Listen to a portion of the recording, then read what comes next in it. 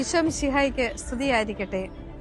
ഇന്ന് തിരുസഭാ മാതാവ് നമ്മുടെ വിചിന്തനത്തിനായിട്ട് തന്നിരിക്കുന്ന തിരുവചന ഭാഗം വിശുദ്ധ മത്തായി എഴുതിയ സുവിശേഷം 24-ാം അധ്യായം 1-2 തിരുവചനങ്ങളാണ്.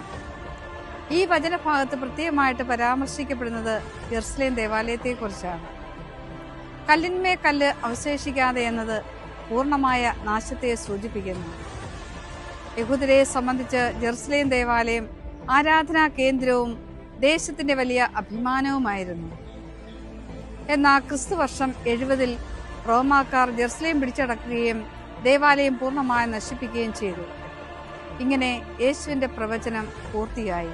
മനുഷ്യൻ അഭിമാനിക്കുന്ന ഭൗതിക മഹത്വങ്ങൾ നശ്വരമാണെന്ന് ഈശോ വ്യക്തമാക്കുകയാണ്. പ്രിയപ്പെട്ടവരെ, ഈ നോമ്പുകാലത്ത് ഈ ഒരു ചെറിയ ചിന്ത നമ്മുടെ മനസ്സിലേക്കും കൊണ്ടുവരാം. ഭൗതിക വസ്തുക്കളിൽ മാത്രം നാം ആശ്രയിക്കാതെ ഈശോയുടെ വചനങ്ങൾ നിറവേറുന്നതും വിശ്വസനീയമാണെന്ന വലിയ ബോധ്യത്തോടെ ദൈവരാജ്യത്തിനായിട്ട് നമുക്ക് പരിശ്രമിക്കാം, പ്രാർത്ഥിക്കാം. ദൈവം നമ്മെ അനുഗ്രഹിക്കട്ടെ.